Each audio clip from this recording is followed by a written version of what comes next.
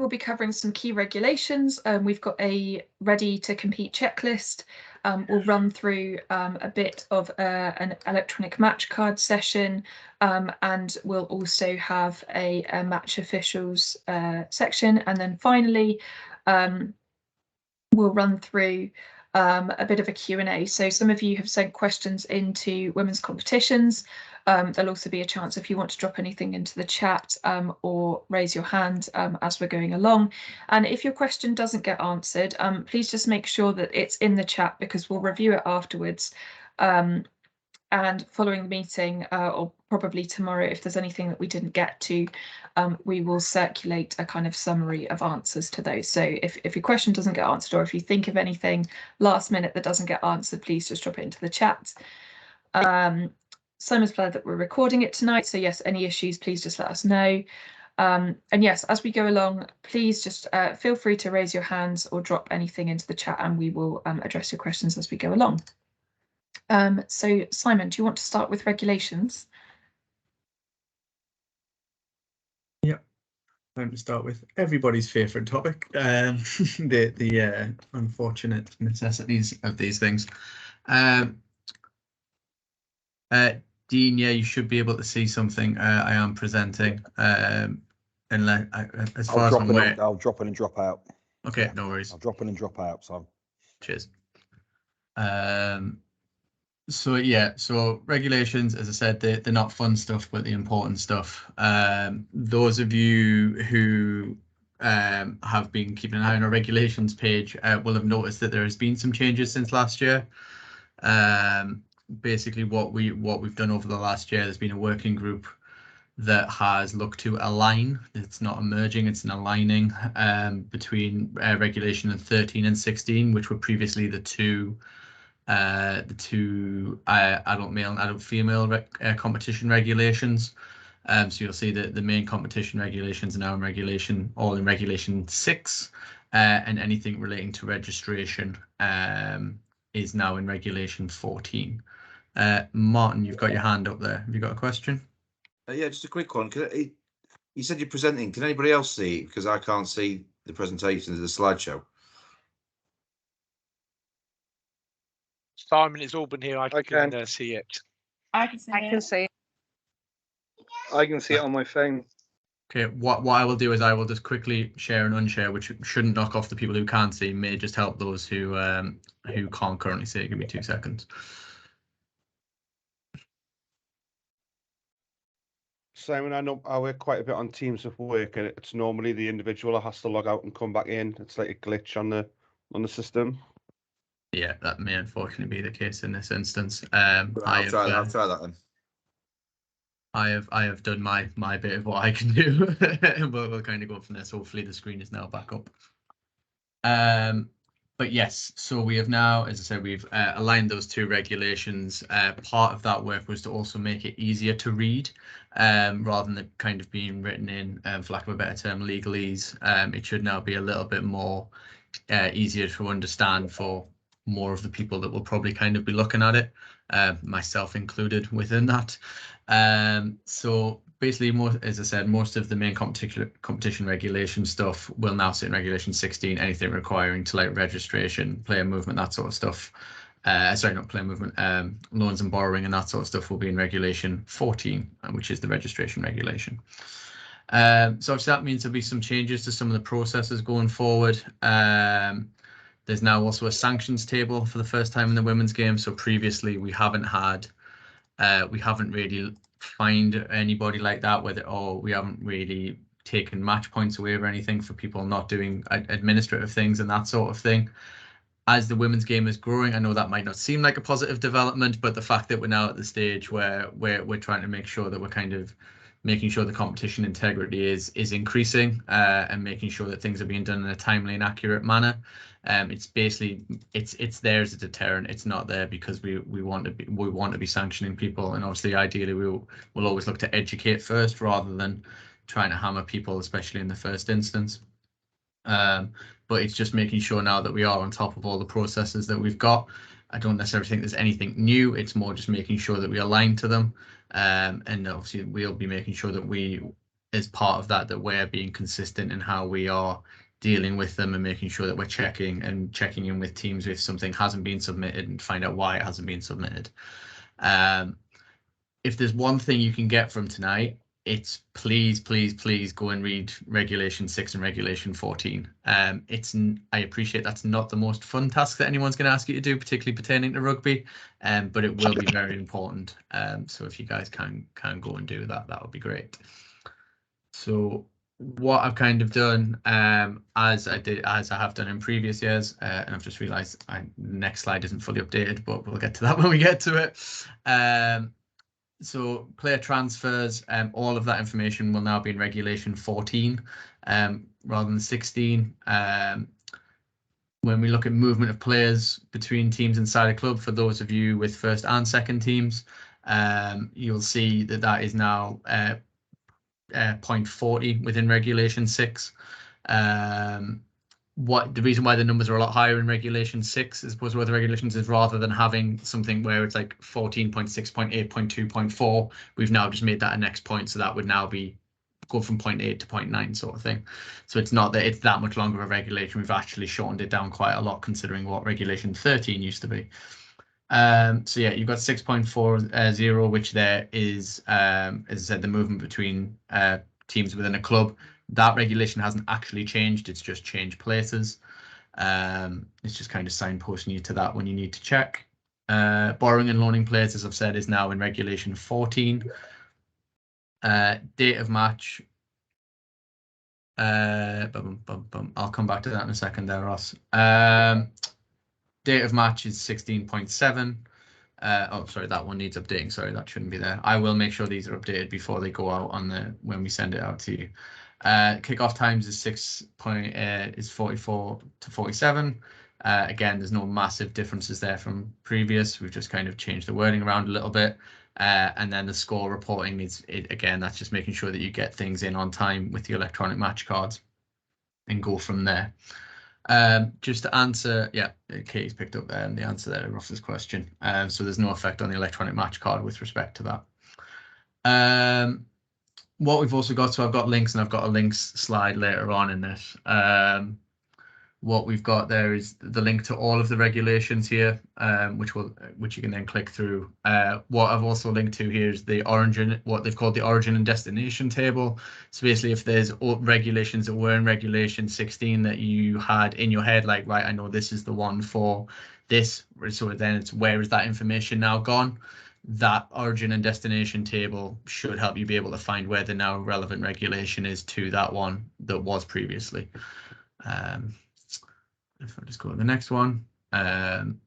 So non-fulfillment of fixtures. So this will be like why games may need to be postponed and things like that. That is now in the appendix 3 of Regulation 6. Rearrangement of fixtures. Again, in the women's game, we'll continue to follow a similar track to what we've done in previous seasons. So we want to maintain that flexibility that we've had in previous years of giving you all the opportunity of, if you need to postpone a game, that's fine, as long as you've got the agreement of your opposition, that you can then work together to get a date to get it rearranged rather than just posting it straight onto the next available weekend, which is what they do in the men's game. We know that doesn't necessarily always work, so we wanted to keep that flexibility. But again, we will be monitoring now to make sure that when games do come up as postponed, that the rearranged date is sorted as soon as possible, to ensure that we don't have issues towards the end of the season. As I mentioned there, we've got the sanctions table, which is now Appendix 4 of Regulation 6. So it's worth checking on that just to see what will happen should you not put a match card in on time, should there be a postponement without a good reason, that sort of thing. It's certainly worth checking that out. As I said, there are an array of options there. It's not necessarily if X happens, then Y will happen. It is like that in some cases, but not all. But again, this is why I'm asking you guys to go check that out and make sure that you have as much knowledge as you possibly can. All the things that were previously in the old appendices for Regulation 16 have also been moved into Regulation 6 as well. Game on, as Ross mentioned in the chat, game on, the Game On principles will be being utilised in National Challenge 3 as they were last year. So that's level 6. With that, if there's a clash between one of the under 19 law variations that we use at National Challenge 2 and below, then that will take precedent over whatever the Game On ruling is. So, for example, we'll always play 70 minutes at National Challenge 2 and below, even though Game On allows it to be 80 minutes. And then if I just go on to the next slide, it should just be the links. These are obviously going to be more useful to you guys once we send this presentation out. But I've got the link there to all the regulations. I'm not expecting you to read all 20-ish of them. As I said, for the most part, what you'll need to hit is Regulation 6 and Appendices 1, 3, and 4. Appendix 1, for the most part, the league structure is just for you to kind of have a look at, but it also has in there the principles of promotion and relegation that we'll be using, so how many teams are going to go up and down from each level. Obviously that can change depending if we have a number of withdrawals or something like that. There is also it's noted somewhere in Regulation 6 there is a point around with the women's structure this year, due to the Premier 15 tender process that's currently ongoing. We may need to adjust the league structure based off that, but obviously the aim is to minimise disruption to the community leagues with that. It just depends how that process shakes out. Regulation 14, as I've already mentioned, around the registration, the destination, the origin destination table that I've already discussed. And then I've also included in there the link to rearrange matches. Obviously, you need to make sure you've got agreement with your opposition before submitting that, as has been the case in previous years. I think that, so that is it for regulations for now. Sorry, Simon, whilst I just share the, do you want to move on to a match card after the checklist?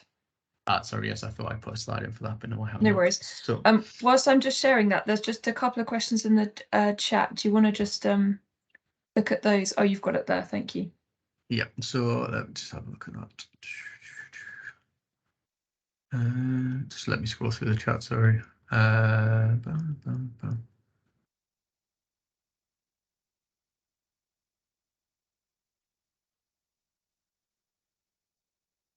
Asking me really technical scrum things is not ideal to do on a live call. Is it changed to 60?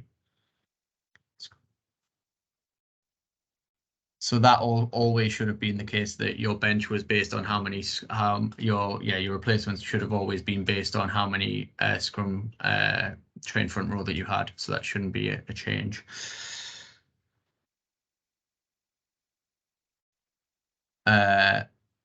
So, and then if you are struggling to get a hold of the opposition to change it at match, so as I said, anything has to be in agreement. We've got the contact list, which should there is a couple of teams that we're missing contacts for on that, but that should be the primary contact and the person to get a hold of.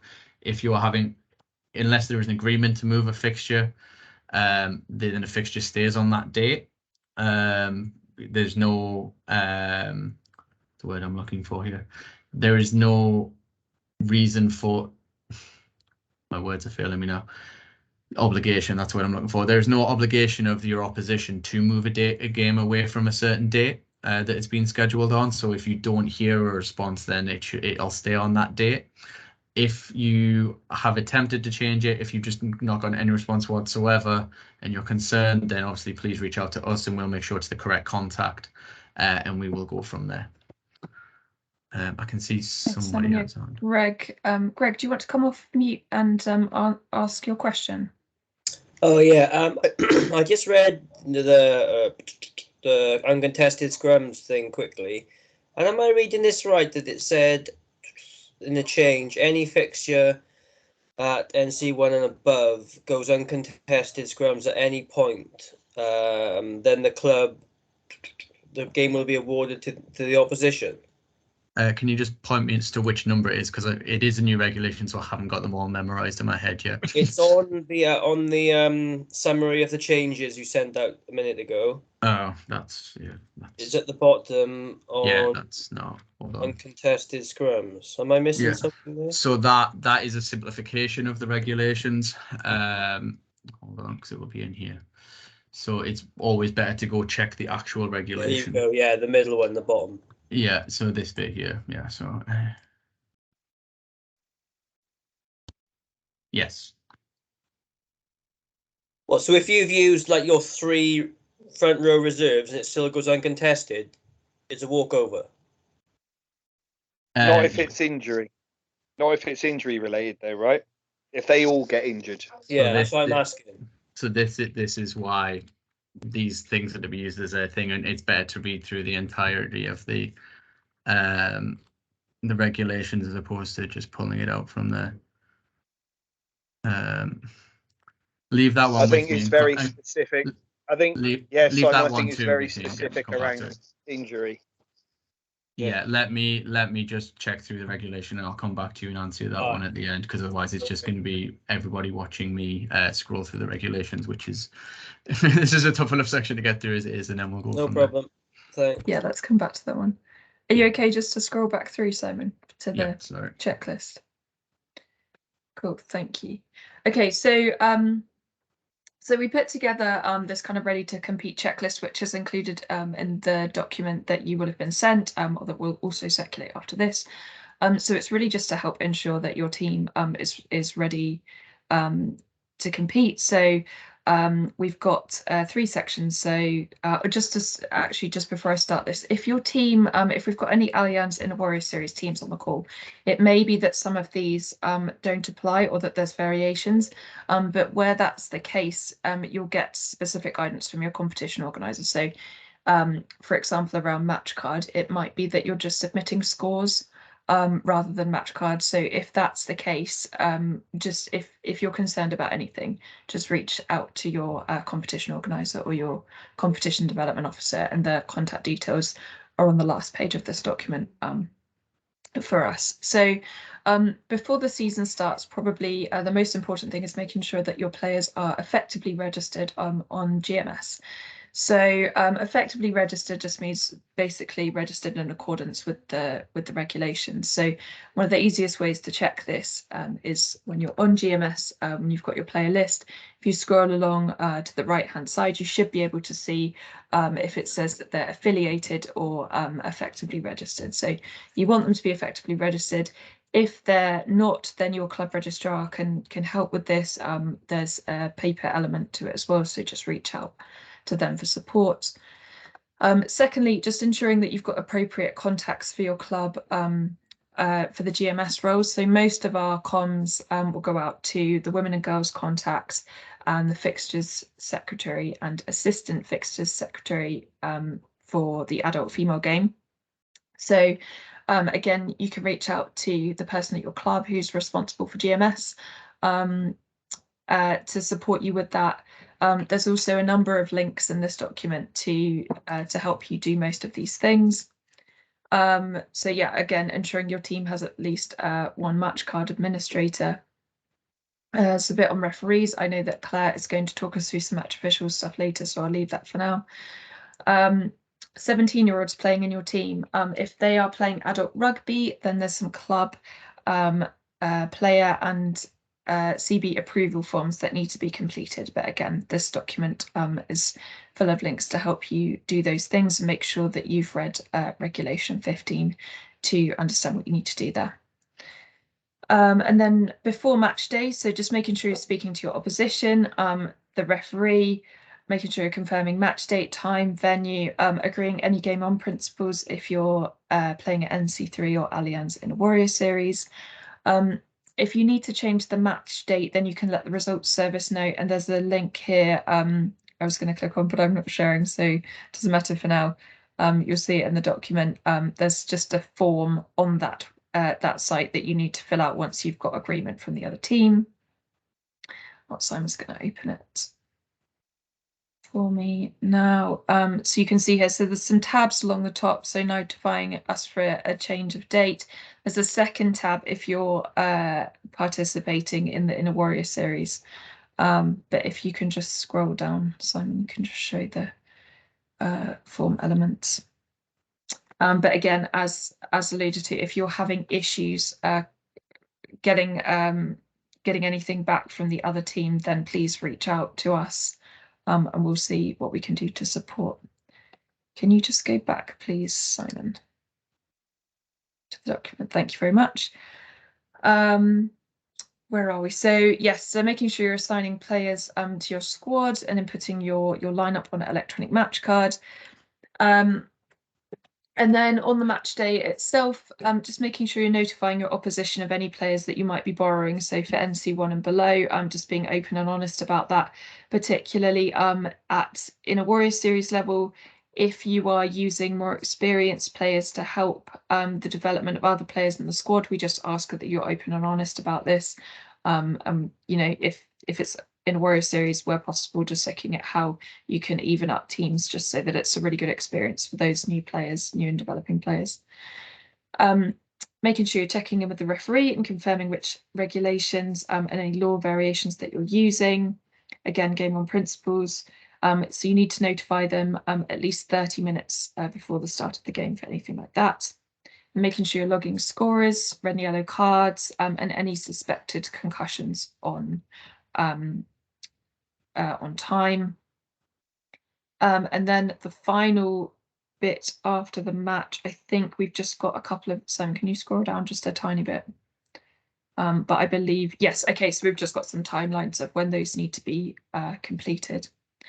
So if you're an experienced team and you've been doing this for a few seasons, then this is probably all very self-explanatory, but this is just there as a kind of reminder for particularly for any new teams that have just recently joined RFU leagues. Have we got any questions we need to address, Simon, before we move on to the next bit? I'm just in the process of answering some whilst in the chat. 2 seconds in. No worries. What else have we got? Sorry, I have a question about informing about borrowing players.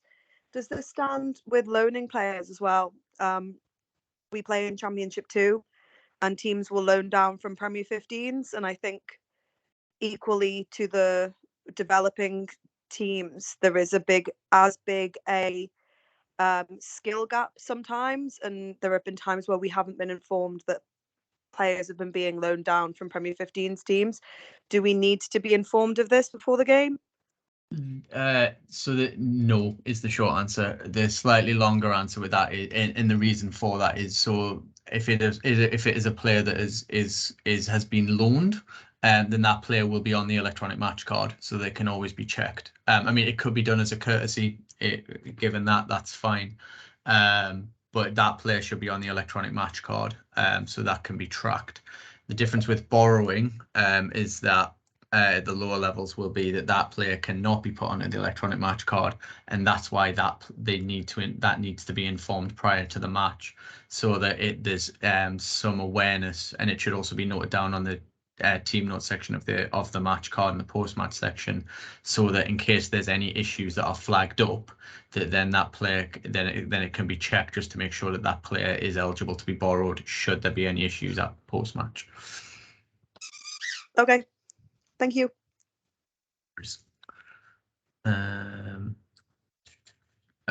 Somebody else has the hand up, or is that just the one that hasn't went down yet? Kate, sorry, was that you that was speaking there, or is that someone else? Yeah, that was me. Yeah, that's fine. No, I am. I think there's two Kates, possibly. Yeah, sorry. It's Kate Innes. So I've just got a question about the logging the scorers and subs and yellow cards in on your electronic match card, because all last season we just put the score in and submitted. So I'm assuming that was wrong for the whole season. But nobody's fed back that we should be putting all the scores in. So apologies for that.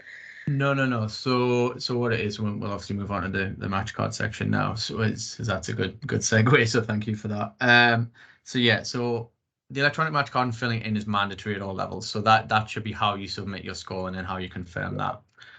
In all of this is not counting in a Warrior Series. Some of the inner Warrior Series may use the electronic match card and will have slightly different rules as to how they run it. But so for levels 2 to 6, so Championship 1 down to National Challenge 3, electronic match card is the mandatory way to submit your score and your lineups. The phone number that was mentioned, I put the response to this in the chat, but if for whatever reason you're having real issues, if there's an issue with the electronic match cards, there's an issue with internet capacity, whatever it might be, then you can bring it in and let the result agent know, so that then they are aware, so that the score then gets put in. But the electronic match card will still then need to be completed and confirmed after that. So what we would refer to as kind of match events, so substitutions, who scored, when they scored, anything disciplinary, whether it be yellow or red cards, that stuff, which will populate into the stats center on the England Rugby website. None of that is mandatory.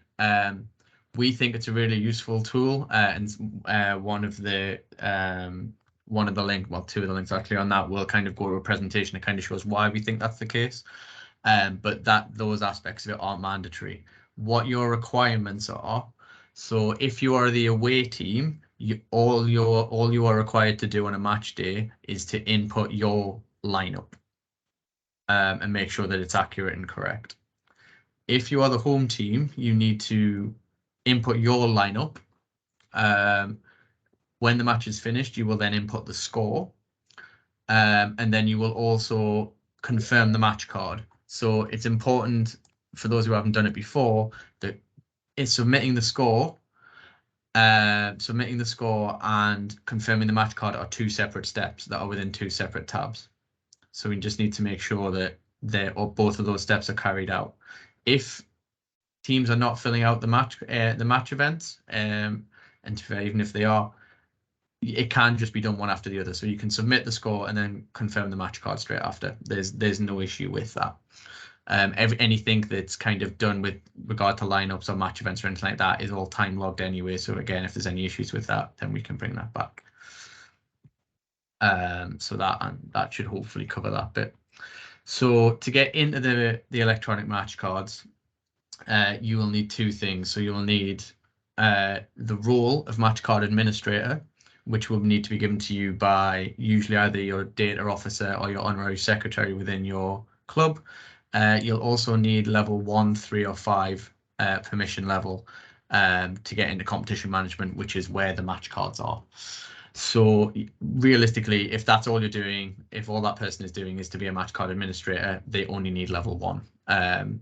Basically, the levels kind of dictate how much information you have access to. So generally, level 1 is just for like match card administrators. Level 3 is usually for registrars and people who need that level of access. Then level 5 is usually, that's the top level. So that's kind of everything within the club. So clearly not everyone should have that level of info or access.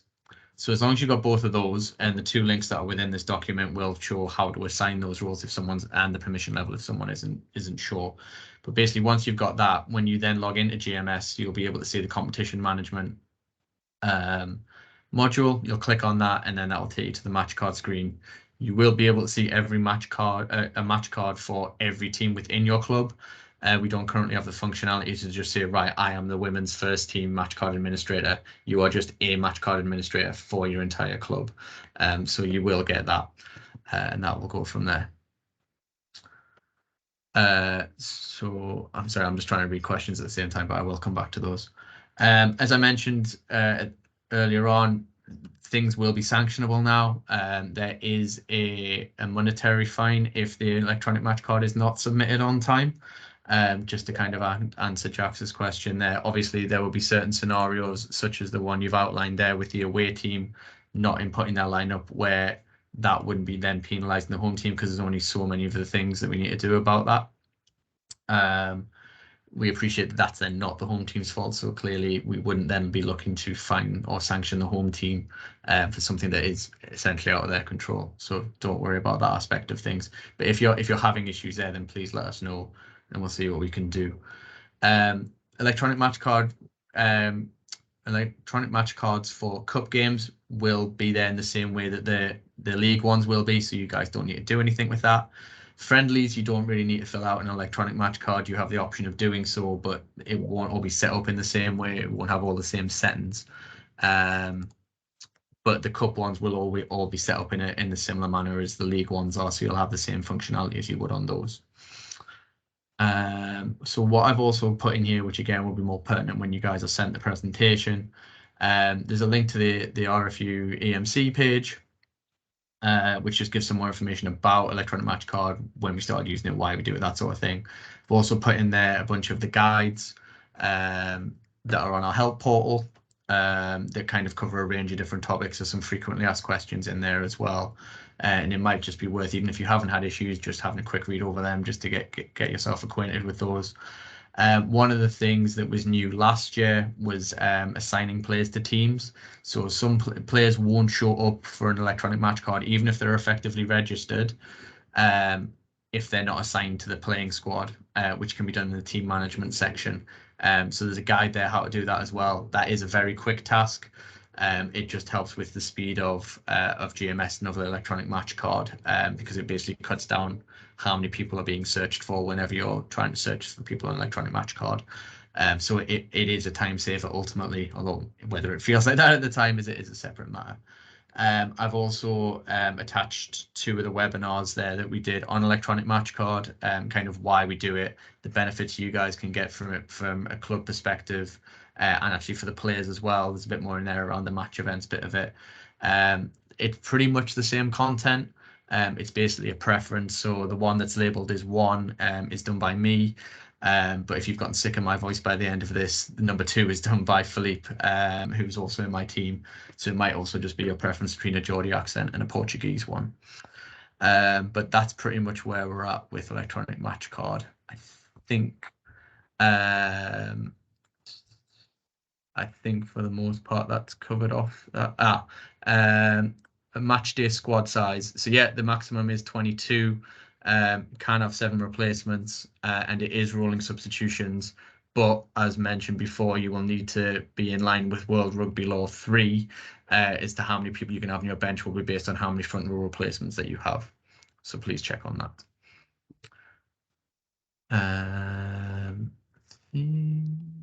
And then Chris has got a slightly different question. So without having the cup regs in front of me, but if I'm pretty sure it says that, that as soon as a player has played in one competition, they are cup tied to that competition. So whether that's internally within a club, if it's like a first player playing in the second team or vice versa, or if it's someone who then goes out on loan or is borrowed once they have played. Actually, sorry, there is no borrowing in the. You cannot borrow in the junior cup, so that's not an option. But yeah, if you've played for one team in one of the cup competitions, then you cannot play in another cup competition for a different team. Yes, the default is rolling subs. Yes, in all from Championship 2 all the way down, it will be rolling subs. So I believe that covers off all the questions. Katie, is there anything you think I've missed there? I don't think so, but if there is, we can always come to it at the end. I'm just conscious of moving on to match officials. Kate, have you got your hand up for a different question, or is that just a legacy hand from before? Sorry, is that me? Sorry. Yeah, that's okay. Thank you. No worries at all. Okay, should we hand over to Claire and Cliff for a session on match officials? Yep.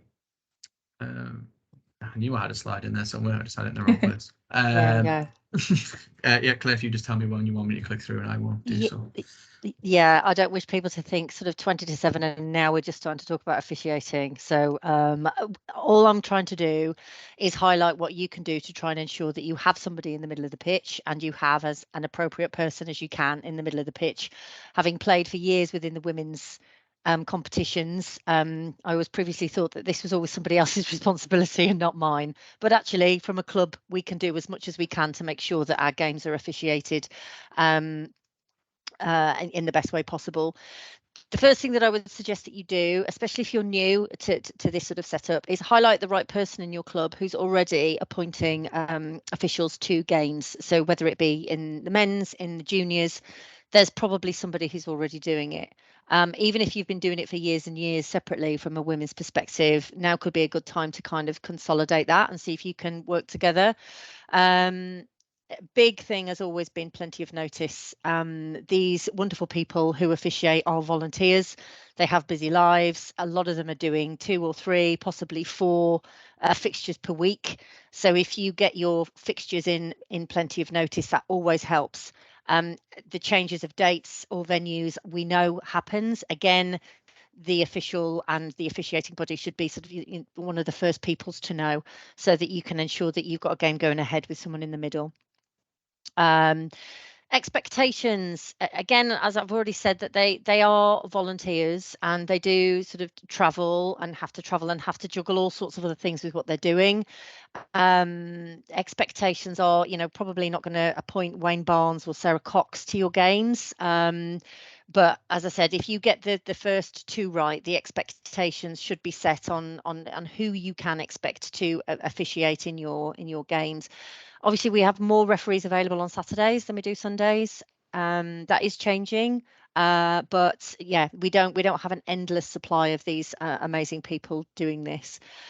If you provide a positive experience, Greg, I'll come to you in a second.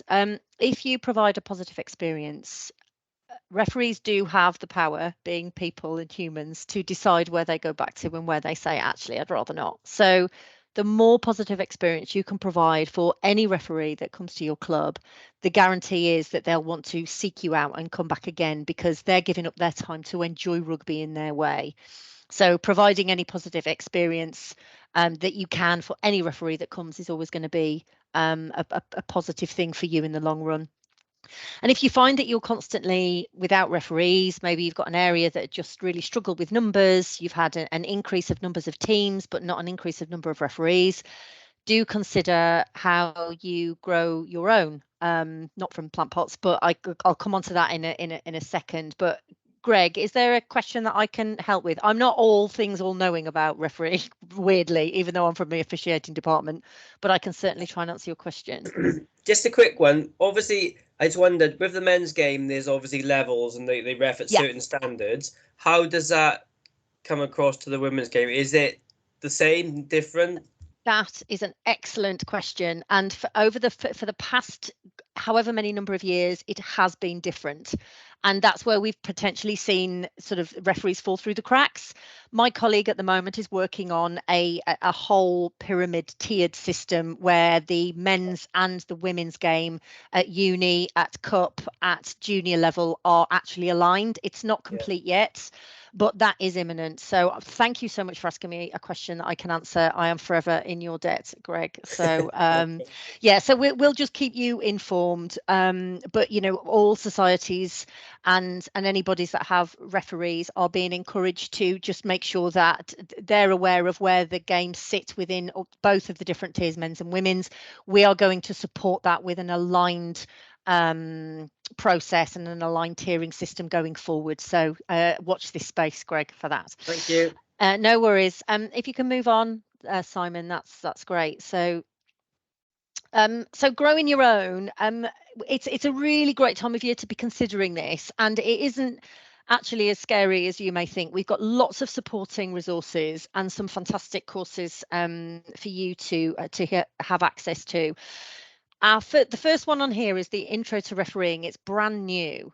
So if you've been thinking about doing a course, previously we've had the Kids First, but that's no longer a thing, Kids First Refereeing. So up until very recently, it was only sort of a 2-day course that allowed you to be ready for 15-a-side rugby, and pretty much all referees who are qualified around the world have that equivalent. Another amazing colleague of mine has introduced an Intro to Refereeing course, which is a 3-hour part. Well, it's all face-to-face, and it's part on pitch and part off pitch, and it's free.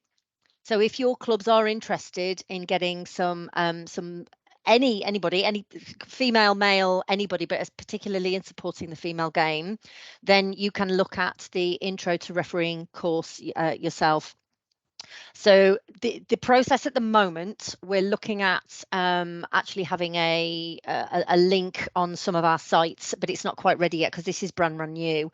If you are interested in the Intro to Refereeing course, send an email to matchofficials@rfu.com. I've got the link ready. I'm going to multitask, which is something I'm not really great at usually on Teams, but let's just watch this space. Hopefully that works. I don't know, has that come through? No, it hasn't. Just shows that I am still not great at this. There. You might have request sharing. You put it in the chat. Yeah, that's okay. So as long as all I'm going to do is put the link in the chat so people can just click on it if they need to, if that's okay. But it's simply matchofficials@rfu.com. We have a process of, actually, do you know what, hold this space, because look, if you're interested, send an email. The proper process is we have a map of tutors that can deliver courses, and if you've ever done a Play It Safe, we connect with, you go onto a map, you look for a deliverer, you liaise with them, and then you book the course. So we do have a map of tutors available, but again, it's all very much in its infancy. So if you're desperate and you think that running an Intro to Refereeing course would be amazing, then do let us know. The Intro to Refereeing course, can you just flick on a slide, Simon, because I just want to show something, and then I'll come back to this one if that's okay. So this is our structure for delivery. Because the error is taking place, the first window is taking place end of September, October and November, we're not running Intro to Refereeing at the same time because we don't have the deliverers for it. So the first time that you can book an Intro to Refereeing to come to your club or your CB or wherever it is that you want would be in December. So all those with the green whistles are Intro to Refereeing friendly, if that makes sense. So there's no rush to sort of book something in, because you can't actually book an Intro to Refereeing course until December anyway. But as I say, it's 3 hours. It's very light touch. It gives you the confidence to use your communication, and potentially will set you up for refereeing some sort of Inner Warrior series or some of your girls stuff at low level, some pitch up and play.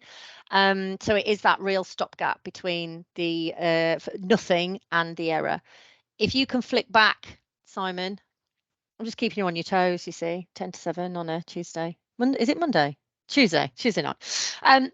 So error. So our qualified course is our England Rugby Refereeing Award, and it is 2 days, one at the start of the season, one at the end of the season. The reason that we do this is to ensure that it's not 1 day, 2 days, bang, you qualified, see you, and we never hear from you again and we can't support you. Day one is a face-to-face, and we will pass you competent pretty much so that you can referee safely all of the elements. So we go through head contact, we go through refereeing the tackle and the breakdown, and refereeing the scrum. So that's all the meaty bits of actually going out and delivering, plus communication. And it's a really, really, really good day one. We then support you through on-demand webinars that you can access whenever you like, in January, February, March and April. That's when they drop, all around different things that you've already learned and preparing you for day two. We also have online networks where people from courses across the country will come together, have the opportunity to, it's not mandatory, they have the opportunity to come together on a Teams call for an hour to talk through the stuff that's happened on the webinar, ask questions to some experts that we'll have on the panel, and to network with other people. So there's an opportunity to still keep learning through your refereeing journey. And day two is literally just sort of making sure that you're fully confident. You can ask questions about where to go next. We link with societies about how to get them involved to attract you to their club, their society. And then after day two, you're qualified, and we want to see more people refereeing. So I know that's quite labour, but I'm really passionate about how the error works, and we've had a lot more women and a lot of more people who are wanting to be involved in refereeing the women's game come through this past year or two since we've changed this.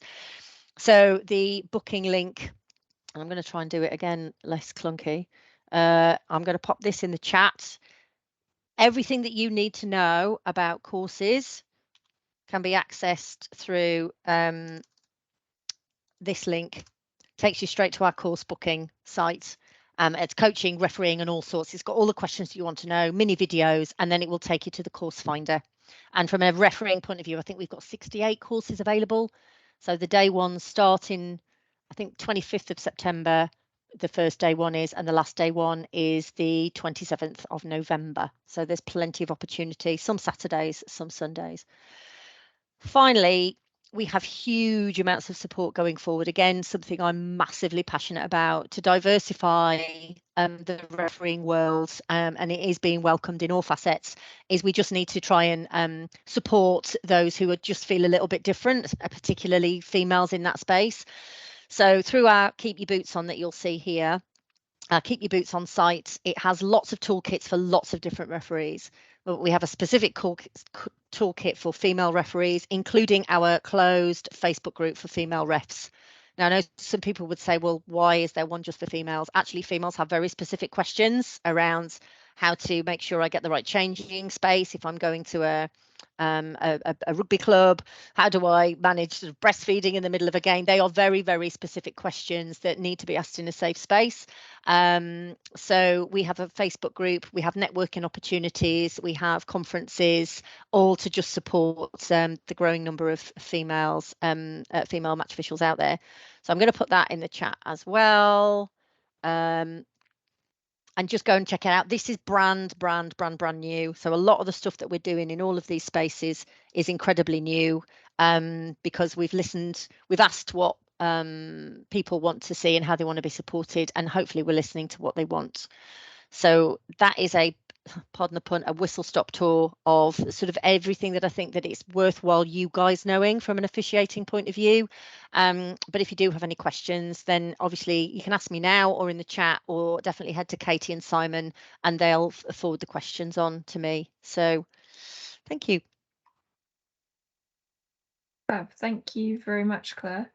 Does anyone have any specific questions on match officials just before we move on? If so, just pop them in the chat.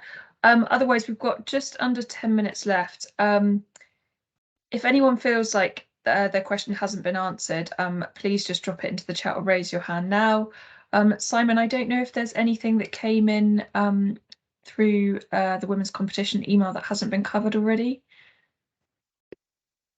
I will just check that now. I think, Alvin, if you've got a question, if you just want to come off mute and then just go for that while I check here. Yeah, it was just around the under 17s, just around once they're signed off by the CB. Do we need to let them know the opposition?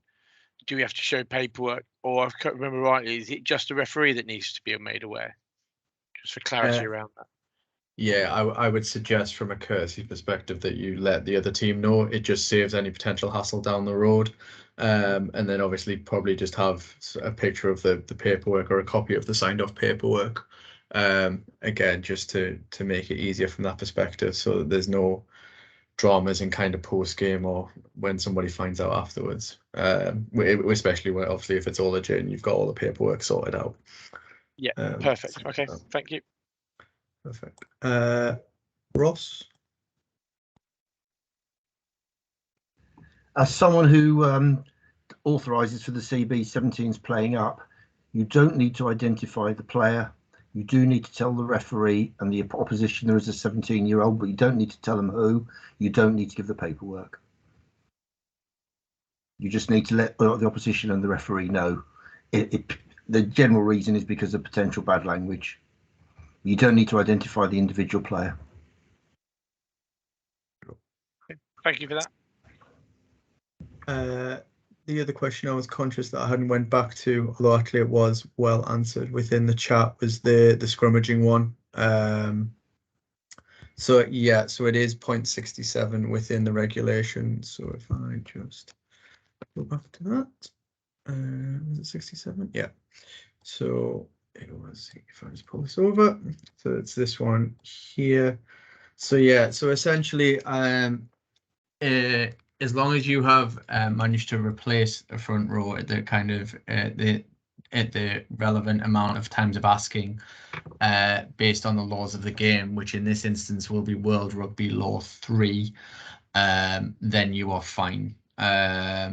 Because because it's only if you fail to comply with that requirement to replace the front row player at the time of asking, as noted within World Rugby Law 3.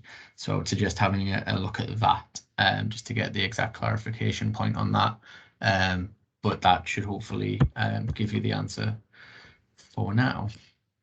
But yeah, as it notes there, that's only NC1 and above, because that's level 4, and above at NC2 and below that won't be the case.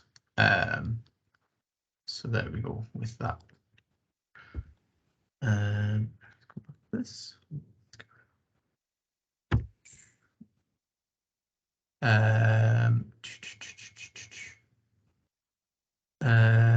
Yep, yeah, Alban, do you just want to come back in there? Yeah, just a quick one. It's quite a unique one. We've had a player that's relocated across the border into Wales, Yep. playing a similar standard to what we were. They've deregistered from us and registered with them, obviously, to a new board. Is there any way around them being able to we borrow them if they're back, because they are commuting between 2 clubs? So we had to make a decision what was best for the player, but they still want to be involved with us. The short answer is no. The potential caveat is, are they a student or a member of the services?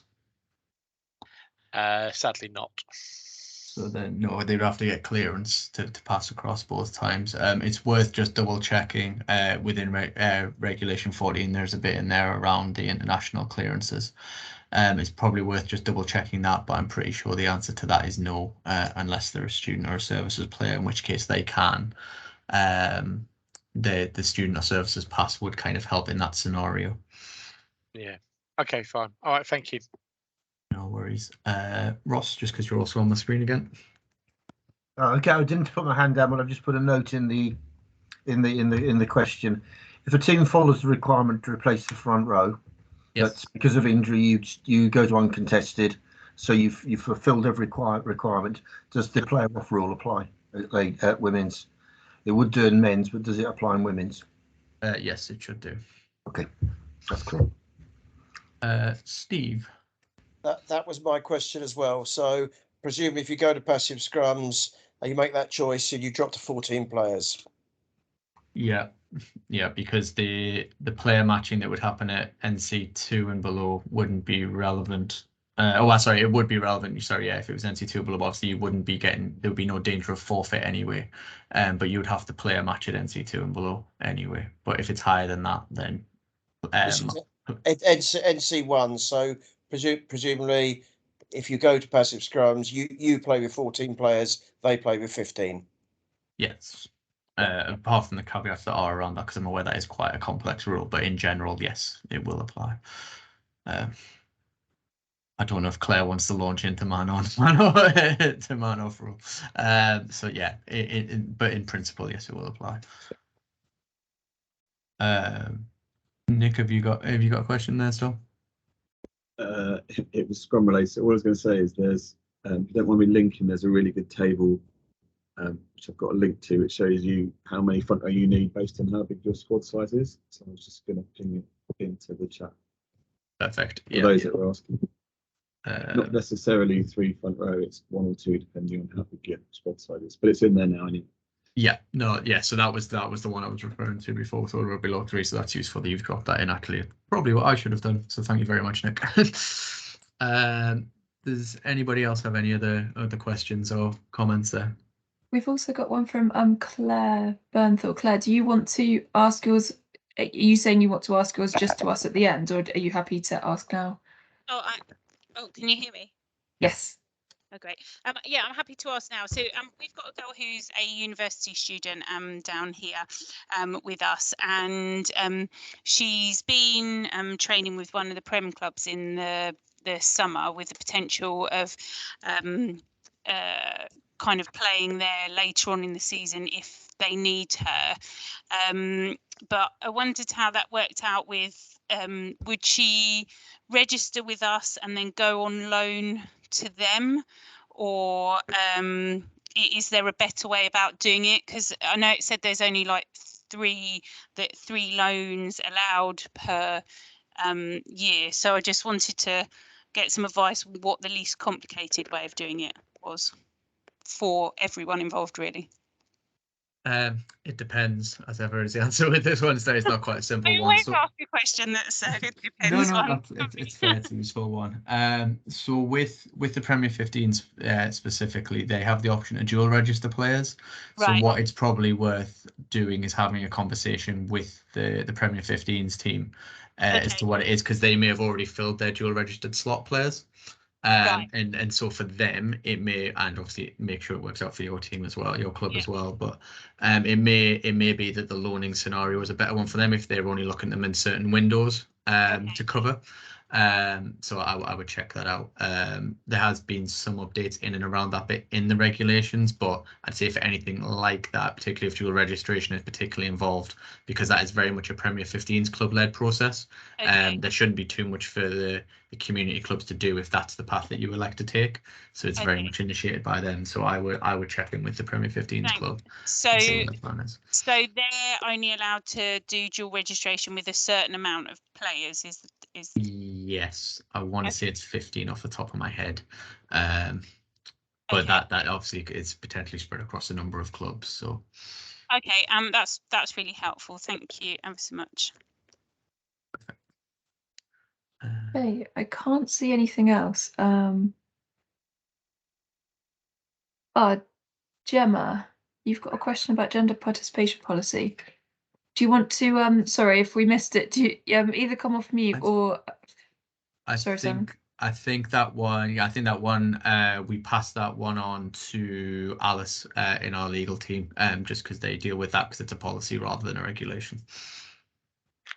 So I'm waiting to get a response back on that one. Okay, thanks. We'll keep an eye on it. We were just interested in the kind of practicalities around that and any kind of implications. No, that's fair. As I said, we're just waiting to hear back from some of our colleagues in our legal team, just on that, just as I said, because it's a policy rather than a regulation in this instance.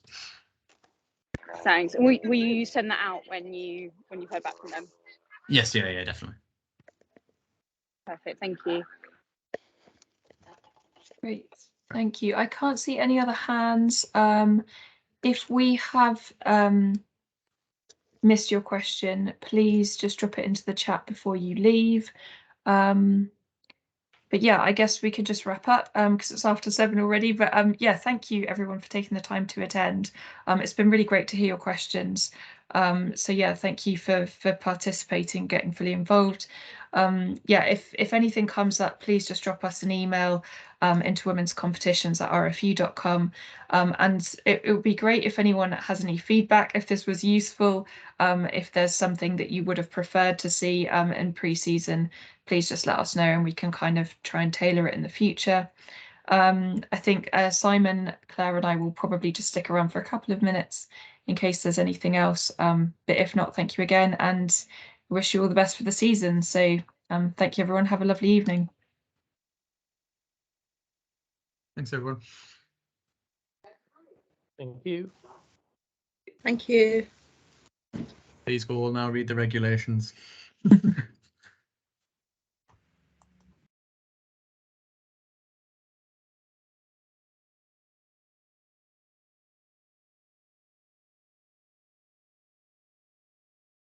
Simon, it's Chris. Just before I shoot off, can I just double check there's no sanctions for dropping out of a cup competition?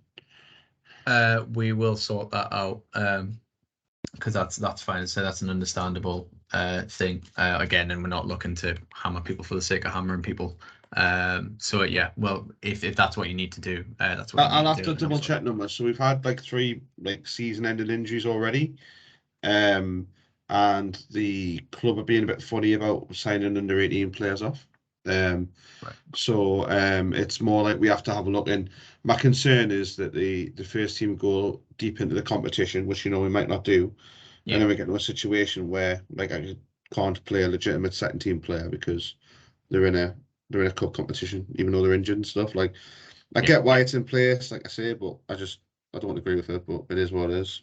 Like, no, that's fine. And as I said, in this instance, I understand the opposition to it. It's a difficult one as a coach, but it's just trying to get that balance out. But it's always a difficult one to to try and regulate for, because a lot of the time we're not.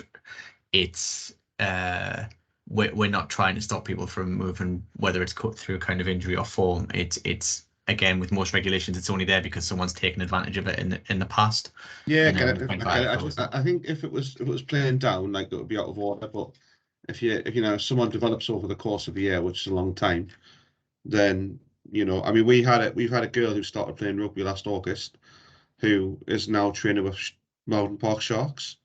Right. Like, in theory, if that was this year and she played in the cup game next weekend, she wouldn't be able to play for our first team in a cup later on, when she's clearly good enough if she's training with Mountain Park Sharks. You know what I mean? It's one of those things where I think going forward it might be good to have like an exemption form where you can, you know, if for legitimate cases like this, like it could be a year or nay on those things. But I get, obviously it's been abused in the past, so I get that. I mean that at the minute is kind of, not that it's particularly used that often, but there's something in there for the league. It's obviously just with the cup it gets a little bit more tighter in and around that, because of the prize at the end of it, basically, and one game having more of an effect. It's certainly something we can look at going forward. So that's useful feedback. Cheers, Chris. Brilliant. Right, thanks. Catch you later. Good session. Thank you. Thank you. Cheers, Chris. Thank you.